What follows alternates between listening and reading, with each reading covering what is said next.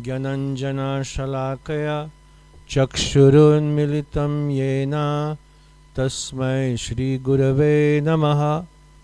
Shri Chaitanya Manobhistam Sthapitam Yena Bhutale Swayam Rupa Kadamahyam Dadati Swapadantikam.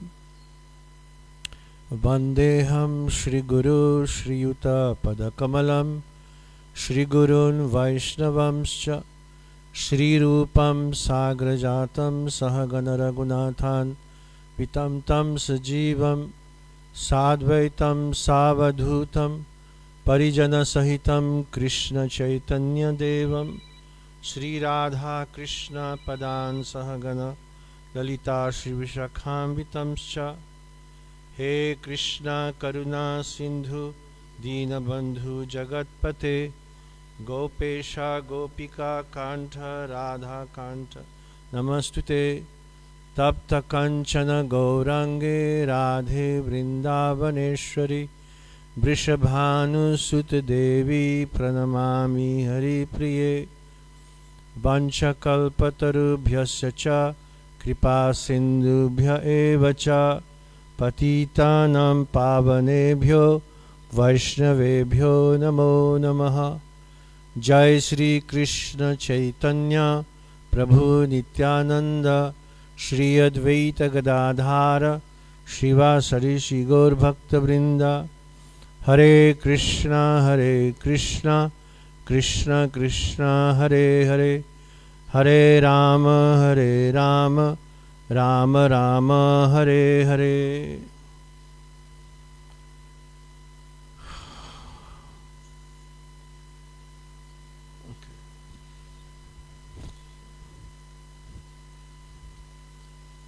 Okay, we can repeat again. Shrinvatam Swakatha Krishna Punya Shravana Kirtana Hridayantostohiya Bhadrani Vidhunoti Suhrit Satam. Nashta Praeshu Abhadreshu Nityam Bhagavata Sevaya Bhagavati Uttama Shloke Bhaktir Bhavati Naishtiki. Tada Rajastamo Bhava Kamalobha Dhayaschaye Cheta Etayerana Vidham Sthitam Sadve Prasiddhati.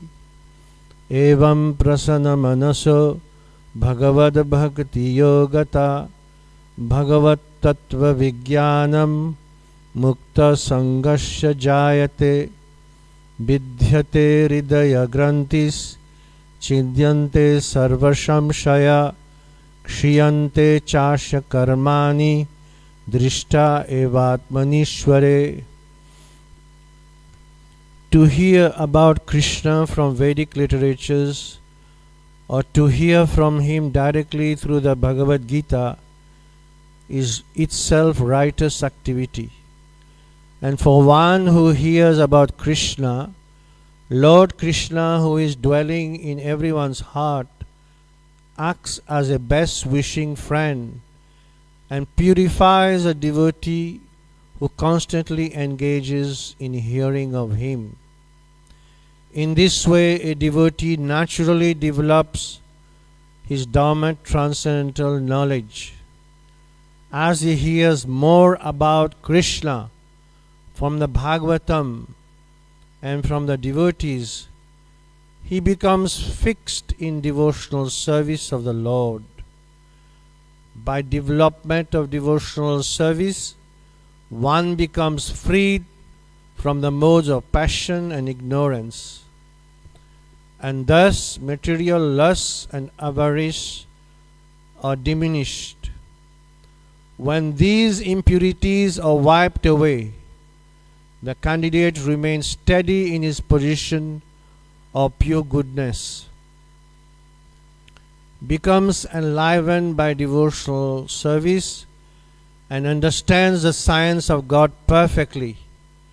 Thus Bhakti Yoga severes the hard knot of material affection and enables one to come at once at the stage of Ashamshayam Samagram, understanding of the Supreme Absolute Truth, Personality of Godhead. Bhagavatam, Canto 1, Chapter 2, Text 17 to 21. Okay.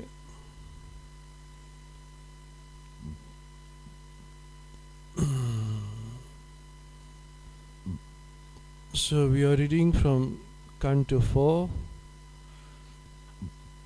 Chapter 17, Text number 23. We can repeat.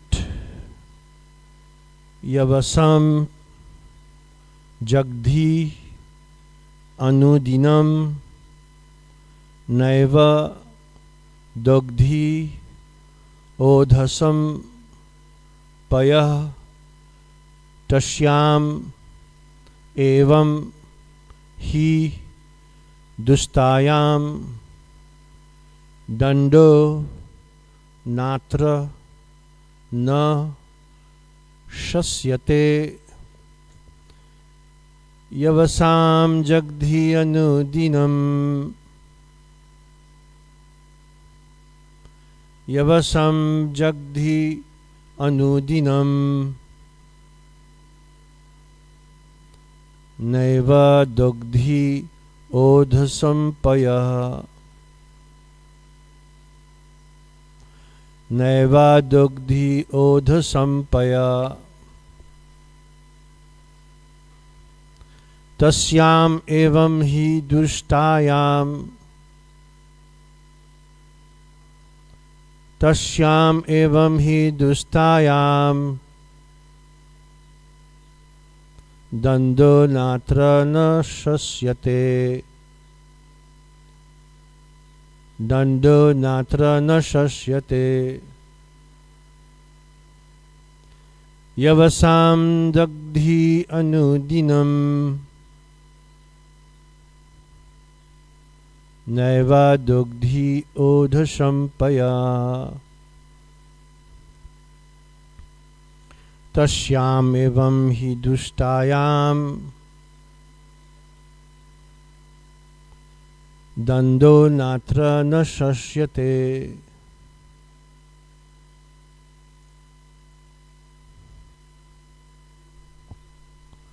Yavasam Dagdhi Anudinam Naiva Dogdhi Odhasampaya Tasyam Evam Hi Dustayam Dando Natra Na Shasyate Yavasam green grass, Dagdhi you eat, Anudinam daily, Na never, Eva certainly, Dogdhi you yield, Yudhasam in the milk bag, Payaha milk, Tasyam when a cow, Evam thus, he certainly, Dustayam being offensive, Danda punishment, Na not, Atra here, Na not, Shashyate is advisable. Translation by His Divine Grace A.C. Bhaktivedanta Swami Prabhupada. Although you are eating green grass every day, you are not filling your milk bag so we can utilize your milk. Since you are willfully committing offenses, it cannot be said that you are not punishable due to your assuming the form of a cow.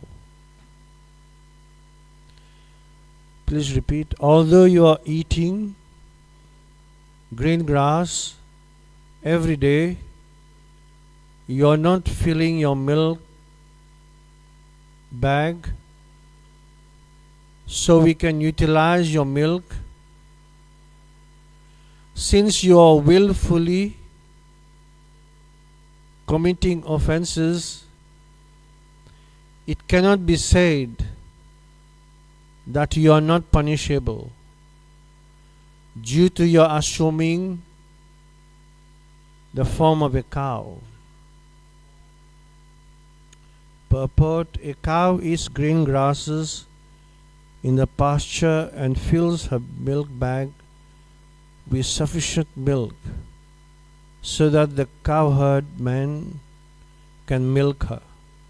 Yajna sacrifices are performed to produce sufficient clouds that will pour water over the earth. The word payaha can refer both to milk and to water. As one of the demigods, the earthly planet was taking her share in the yajna. That is, she was eating green grass, but in return she was not producing sufficient food grains. That is, she was not filling her milk bag. Prithu Maharaj was therefore justified in threatening to punish her for her offense.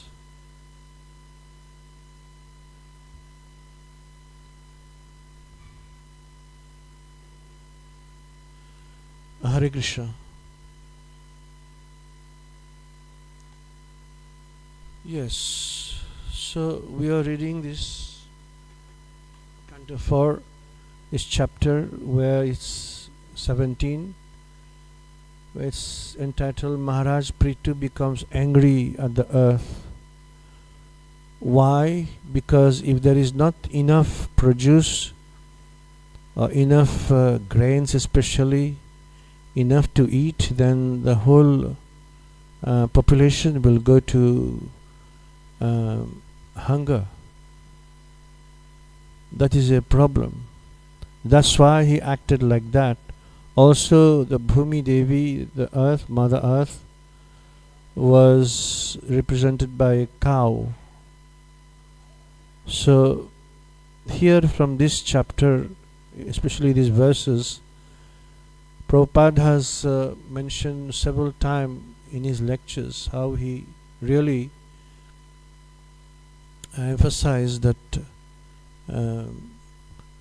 the greatest wealth of a country is a grain they produce and the food items. That's the first wealth of a country. That's why in many countries that like India, Bharat Bhumi, from time immemorial, the land is properly utilized to produce grain, and from very thousands of years they use the bulls to plow the land, and also they were very prayerful, because many of these places all over India, the rural areas, they are centered on a temple, deities, different deities. Yeah. During the course of our walk, Padayatra, all over India, we went through every corner of India, especially the rural areas, where Bhumi Devi is worshipped, and with great love and devotion, hard work, they plow the land and they put grains, and there is a certain time of the year when they harvest, and there is celebration, prayerful celebration in different part of India, and the first yield is offered to the deities. Because if there is not sufficient food, especially food grains, then especially milk also, then it becomes difficult.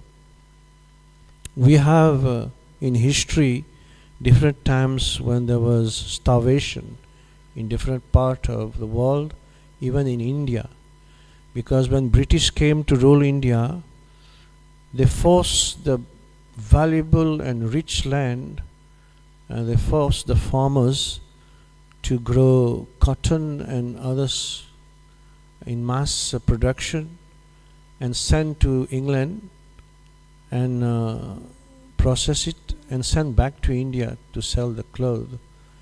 That was a bit ridiculous, very bad, because from thousands of years they have a very scientific and a very spiritual way of cultivating in different part of India different grains, like they cultivate rice, wheat, and also different products to make oil, and they raise cows, buffaloes to get milk.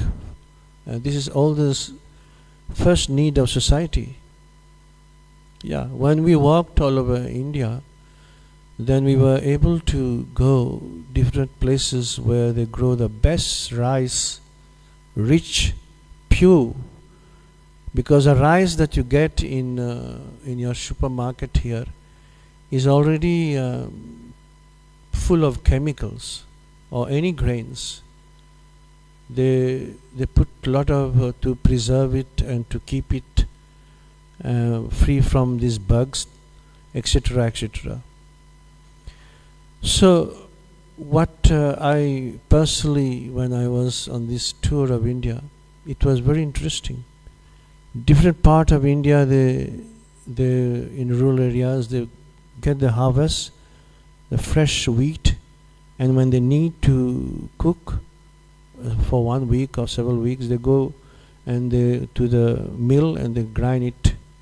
Everywhere you have this facility, and then it is very nutritious. The grains are very rich, and not like in the Western countries. So Prabhupada emphasized a lot. Besides, he established cities, temples, preaching places, many ways of spreading Krishna consciousness all over the world. He also was very, very putting emphasis that we develop farm communities to be like a model and a very exemplary way for our preaching, to show our preaching what we are doing. We are practicing what we are preaching. So in the world there is different places that devotees are really serving Bhumi Devi and cultivating grains and vegetables. One of the very beautiful model is in Hungary, where Shivaram Swami Maharaj from many decades has established a farming community with a way where devotees, whether brahmacharis, students, and grihastas, children, they can all come and live there or visit, take part in this whole Bhumi Seva, service to the cows, and get opportunity to live and have some valuable time spent in nature. And it is so good. I mean, all of us, when we leave the city and we come to a place where there is a lot of farming going on and there's cows, then we feel so enthused and so happy. Yes. And in Mauritius also, when we joined, we had a farm. We started with a farm in the east of Mauritius called Iskon Vedic Farm. Now it is where our deity lordship is worshipped, Krishna Balaram. So that time when we joined, it was the training that we received was very helpful, and it really is not just like practicing our sadhana and reading books, chanting, and just going in programs and distributing books and meeting people, but also we were trained from the beginning how to learn to know the art and the love for cultivating the land, looking after cows. Of course, Mauritius, we don't have much land to let the cow graze. So we used to take turn, devotees from the ashram and from the congregation, the young devotees used to come. We had a Nissan Datsun, small van.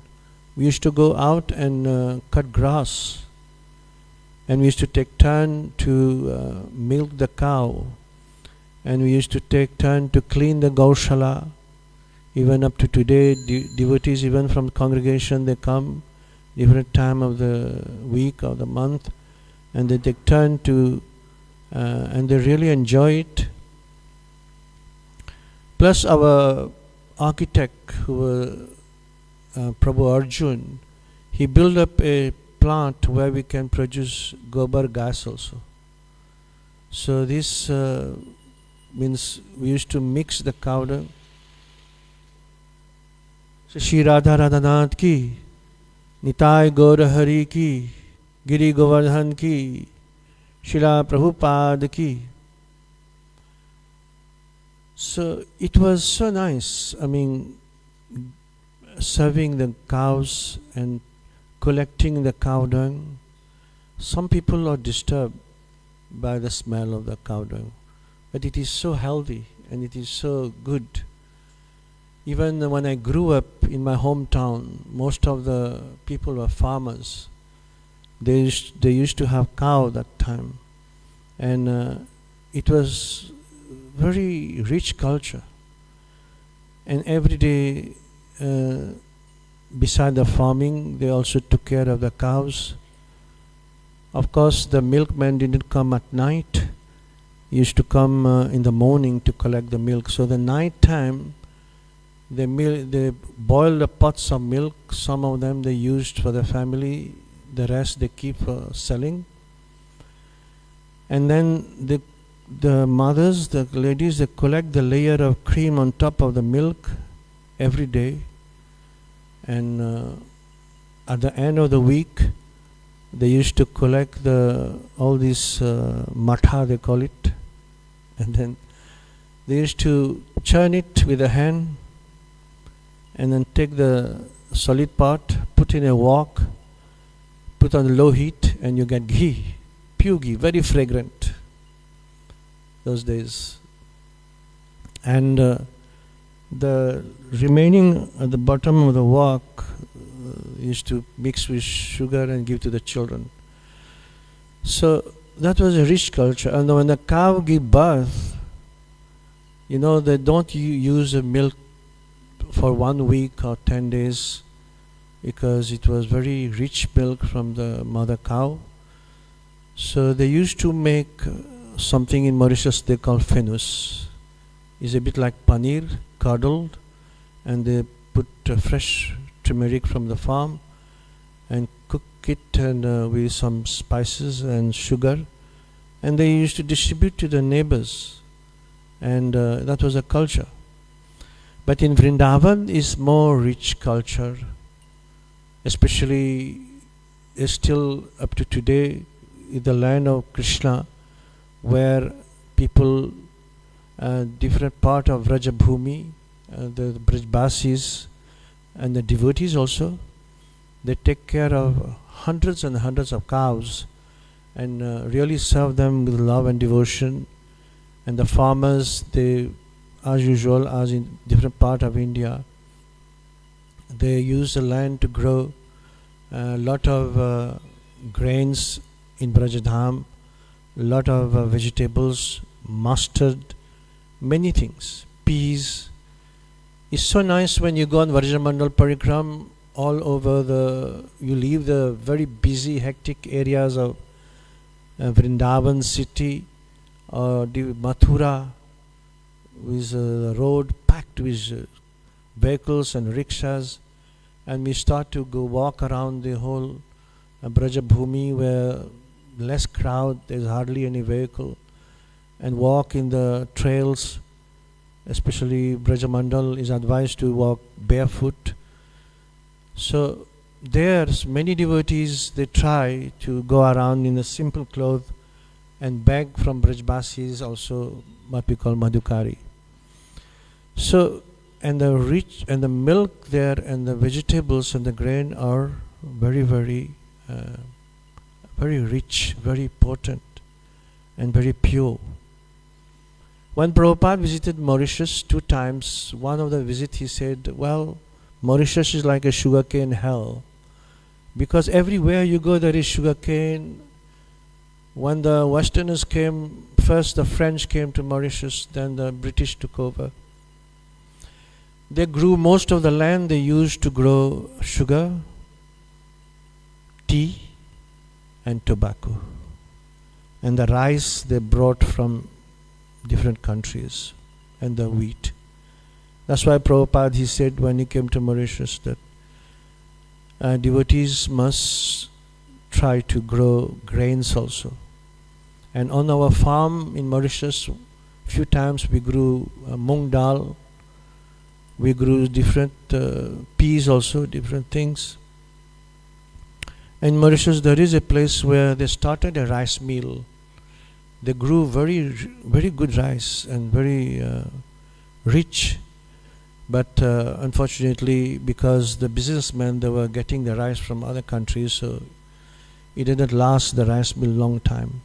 So Prabhupada, besides I said, he established big temple in cities and centers everywhere, different means of preaching Krishna consciousness, reaching out. He also very much wanted these farm communities where devotees can also get an opportunity to serve the land, the cows. It's so good. It's very, very soothing for the soul, for the mind. It is very, very nice.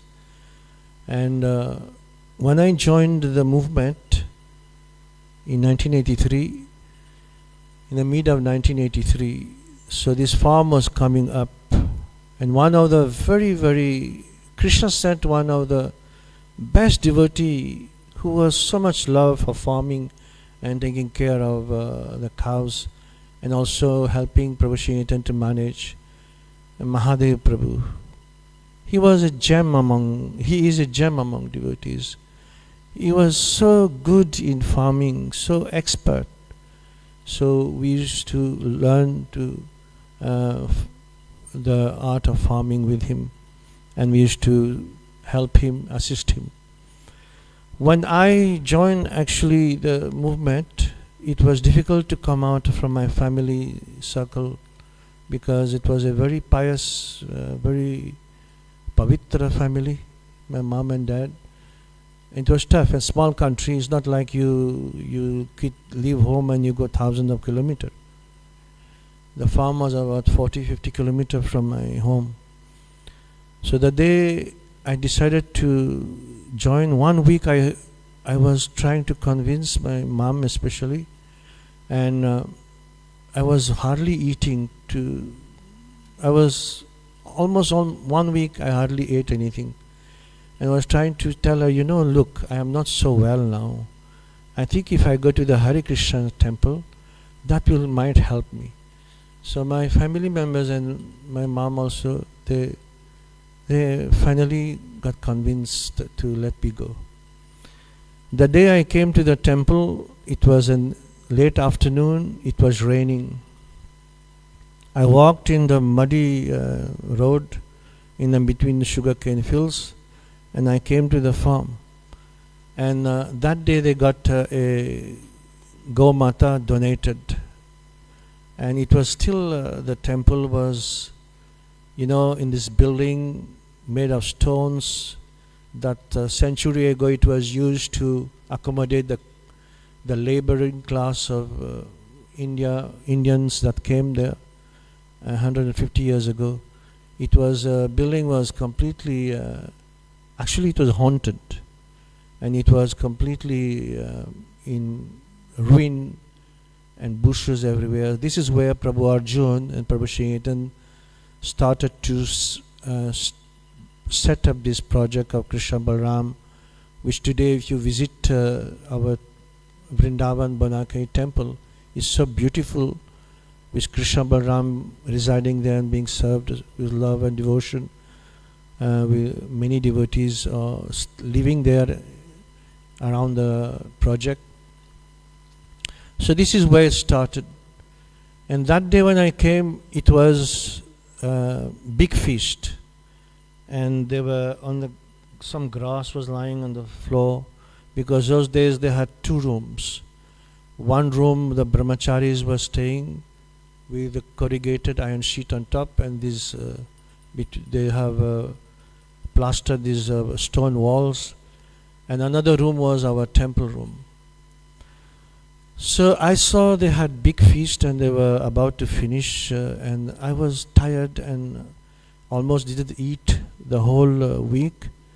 So I thought the following day I'll wake up and I will relax and eat, because there was a lot to be coming in those weeks, and because I had to somehow convince my parents that this is a place I have come and I will stay here. The following day when I woke up, of course we went to shower and we had Bangal Aarti. I was completely weak and sitting. Then the devotees, they announced, today is Nirjal Ekadasi. So I was thinking, Krishna, today is Nirjal Ekadasi, so how I'll manage to survive another day without any prasadam? So then slowly I'm trying to walk around and the farm, try to refresh myself. And no food, not only no food, no water, nothing. And those days they were very strict. So I was just walking around the farm the first day of my being there. Then the temple president comes, he said to me, Suresh, of course my name was that time not initiated, so he said, Suresh, can you help to do some plowing of the land, Mahadev Prabhu? Take a hoe and take these tools. I couldn't refuse, although I was about to collapse. But then slowly I went and I started to help Mahadev Prabhu and other devotees. And the day went by, and then after the following day, then we all took prasadam, and then I started to. But it is so good time to be on this farm, to chant our japa. And those days we didn't have a kitchen. We had to wait for Prabhu Srinivatan. He was a grihastha, so he used to stay 2 kilometers away, and he used to cook and bring prasadam. So those days we used to wait. Sometimes he got a bit late but he used to cook personally this prasadam, and it was so tasty because he was such a good cook up to today, very fine and very sincere disciple of Prabhupada. So farm life, what it does, it helps us to be very more connected. In the whole world, farmers, they are very closely connected to the Lord. They are always very prayerful, whether they are any country of the world. So what farm does to us, the life in the farm, it helps us to understand more deeper the teachings of Prabhupada, the Prabhupada books, and understand and connect ourselves more deeper to Krishna consciousness, and have more our affection and love for the Lord, because farm work is very natural and very hard work also. Lazy people are not meant to be on the farm, because farm, one time our temple and when we joined in Banakai, Mauritius, we used to actually have no Bhagavatam class, we had no Guru Puja. We used to, 7 o'clock, we used to go right on the farm and do our service. But then after some time, couple of years, then as devotees, they said, no, we must have Bhagavatam class and everything, then go to work on the farm. But, when you finish Bhagavatam class and prasadam, It's 9 o'clock already and the sun is rising higher. It's tough. Then devotees sometimes they used to go and sneak around and find a tree, very nice tree, and just lie down for a while, because after a heavy meal, devotee got tired. But Prabhu was very strict. Prabhu Shaitan, he was a very good leader. So he knew that some of the boys, they will go and do that. So he will spend some good time chanting his rounds and checking around the form that everyone is doing the different part of the work, of the service they have been allocated. And then when everyone is doing their service, then he goes away. Very personal and very, those days he was very on the ground with us. That was our blessing. Even Prabhu Arjun, he was staying on the farm. And he was doing everything. Beside being an architect, he used to dig. When we were digging to build a toilet, he was there digging. He was doing the carpentry work. He was doing everything. So that Prabhu Arjun. And the front section where the temple is now, the temple hall, the day Prabhu Shaitan announced that we are going to break all these old buildings from the front, because previously our temple hall was at the back with a stone and plastered, and then the grass, the thatch roof. The day we started to build the actual temple that we have today, then Prabhu Sriniketan said, those who are going to do any service, Sankirtan, they must spend 2 hours helping to break and to help the builders also. So the devotees, first he himself came. Every day he used to come and spend his 2 hours in spite of him being very busy with managing and doing all the accounts and guiding devotees, all this. He came personally 2 hours, he used to spend daily. So we also, that time I was doing Sankirtan, so I had to spend also 2 hours there. So farm life is what help to make our devotion very solid, because we are in touch with soil, gardening and cleaning the Gaushala, milking the cows and going out and getting grass. This is what the advantage of being trained on a farm. And in Mayapur, if you go, whenever you are visiting Mayapur or Vrindavan, you can see how devotees they also engaged in the serving Gau Mata and serving the land, helping to plow everywhere in India and different part of the world, because Srila Prabhupada wanted also very strongly that besides all these activities we are doing on the world, we must also do farming activities. This is important. We had 2 farms in South Africa. One is Ketteridge. Of course, I never saw Ketteridge farm. When I came here, we had Muldersdrift. But Muldersdrift was a different kind of farm. But still, it was very, very nice and very good to be on this farm. So today, in this verse, the translation goes as follows: although you are eating green grass every day, you are not filling your milk bag so we can utilize your milk. Since you are willfully committing offenses, it cannot be said that you are not punishable due to your assuming the form of a cow. So Maharaj Prithu, as the king, so he makes sure that there is enough food, grains and everything for the population. That's why he was acting like that. Hare Krishna. Thank you. Is there any question or comment?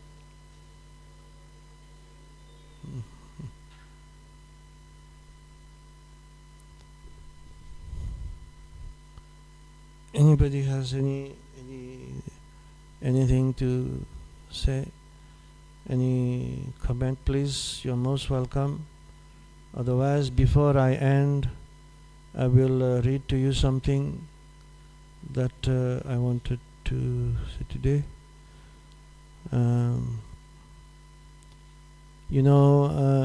We today they are still having prayers and offering done for Maharaj, Gopal Krishna Maharaj. So I just read a little bit before we end our class today, because Gopal Krishna Maharaj was one of the biggest leader of our ISKCON society, holding very, very big responsibilities, and for decades. So I just read a few things. It's about a little bit of his biography. The biography of His Holiness Gopal Krishna Goswami. Gopal Krishna Goswami Maharaj ki. His Holiness Gopal Krishna Goswami Maharaj appeared on this planet on the most auspicious day of Annada Ekadasi on August 14, 1944 in New Delhi, India.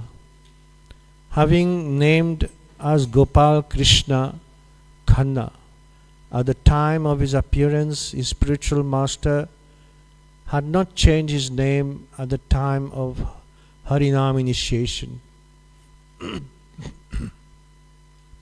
His Holiness Gopal Krishna Goswami Maharaj, after graduating from the University of Delhi, studied business management at the Sorbonne University of Paris on a scholarship from the French government, and later obtained a master's degree in business administration from the McGill University at Montreal. Maharaj could speak French fluently. Whenever he came to Mauritius, he spoke French to many devotees. Meeting with his spiritual preceptor, His Divine Grace A.C. Bhaktivedanta Swami Prabhupada, having received an intimation from His Grace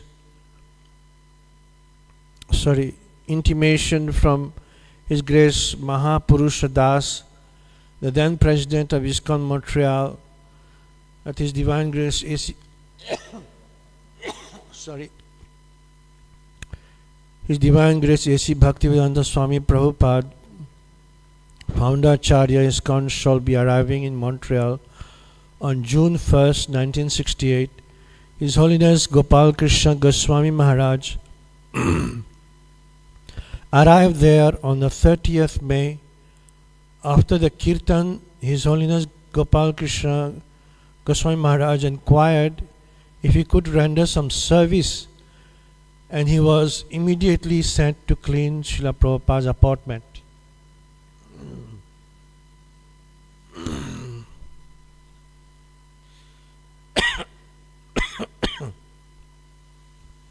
I was fortunate to receive this as my first assignment in devotional service. Maharaj said he cleaned the doors, the shelves, and the windows of Srila Prabhupada's apartment. In this way, Gopal Krishna's service attitude for Srila Prabhupada was manifested even before he actually met him. His Holiness Gopal Krishna Goswami Maharaj first met Srila Prabhupada in the evening of June 1st, 1968. Within the first 2 weeks of meeting Srila Prabhupada, he decided that he could accept him as a spiritual master.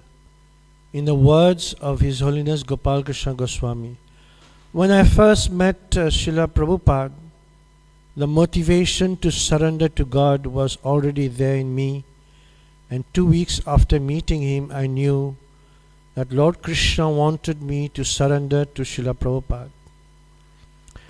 In fact, around December 1967, His Holiness Gopal Krishna Goswami Maharaj has started visiting many Hindu temples, gurudwaras, and churches in the search of the absolute truth of God.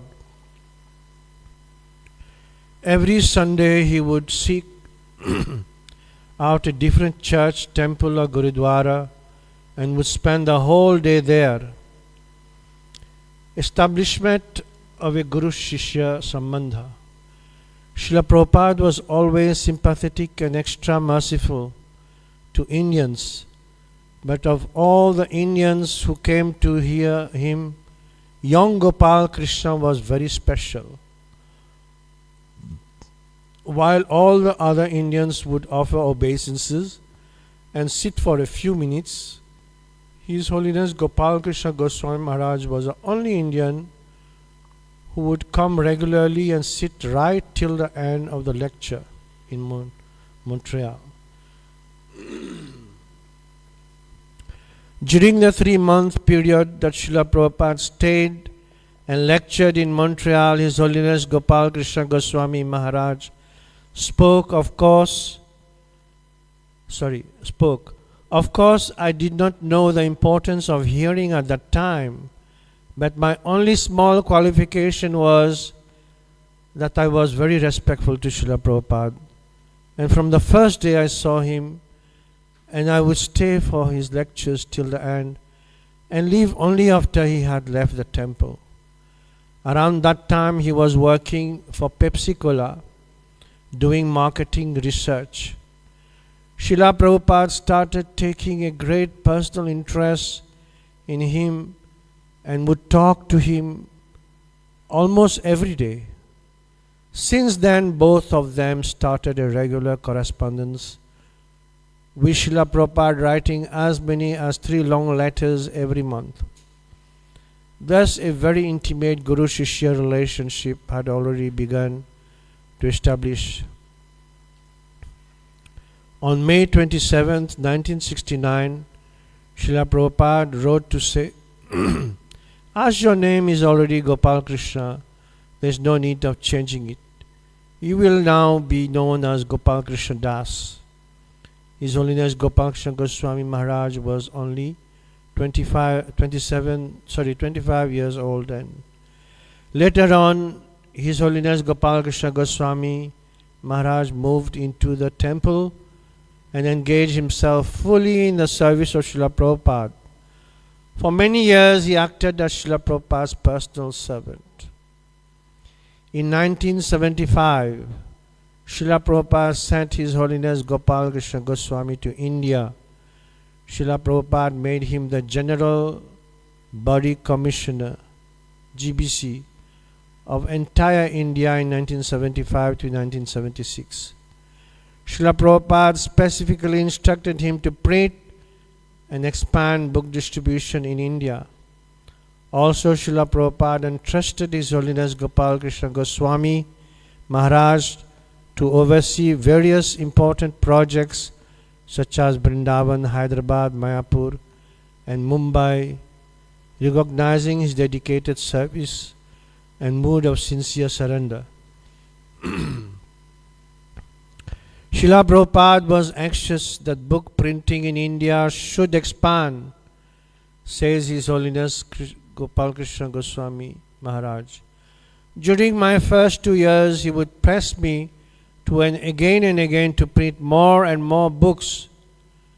His Holiness Gopal Krishna Goswami Maharaj said that Srila Prabhupada was especially pleased when he presented him copies of the first canto of Srimad Bhagavatam in Hindi.